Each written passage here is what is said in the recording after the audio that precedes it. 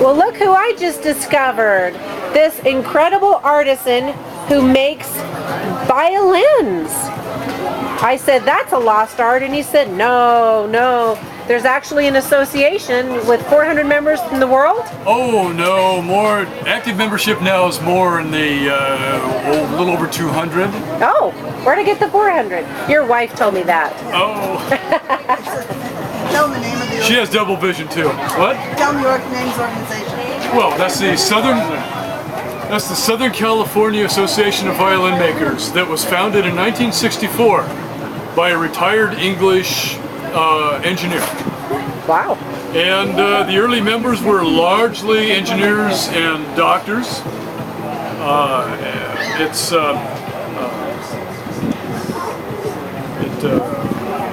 It is largely retired. Our membership's largely retired people at this point.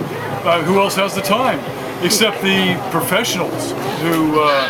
So we do have members who are professionals, restorers or violin makers in the organization. But no, there is no, not really any lost art to it in the last 10 years or so. The information that used to be jealously guarded by violin makers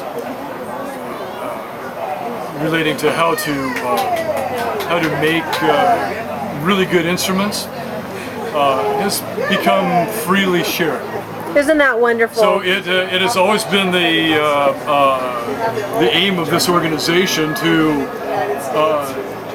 try to let people know that that information is readily available and out there, and we're happy to teach anyone how to do it.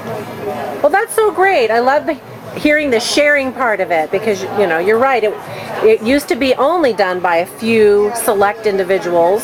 Yeah, that's right. And you could only become one by apprenticing, being accepted as their apprentice. Yes. One of our early members was Greg Alf, who is now one of the great violin makers in the world. He lives in Michigan.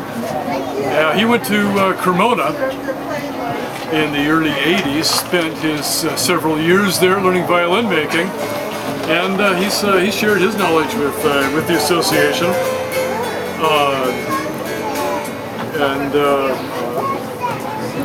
There's a violin maker from Chicago named Michael Darton that's been coming to give a 3-week seminar in a workshop, an actual hands-on workshop in violin making that's been put on up at Pomona College. Oh. Up in Claremont. Well, now when I first walked up to you, I said, oh, surely you had an ancestor that made violins and that's how you got interested, and you said, no. I said, no, you have to make something up. This is for Roots Television. But tell us how you really got interested in this. Well, my wife was learning to play violins, so I had to learn how to repair them. In a nutshell, that does it. That's it in a nutshell. She drives the car, I fix it, that kind of thing. So now, are you going to pass this on to children or grandchildren or family members? Well, we have one son, and he has no interest in it. Aww. So I kind of doubt it. But, you're making your own tradition. You know, it doesn't necessarily have to be family. You know, anyone that you share things with becomes family. Oh, you just said a profound truth. I love it. That's true. Well, thank you so much for sharing. You're entirely welcome. Yeah, look us up on the web. Southern California Association of Violin Makers. Will do. Thanks. We're here to help.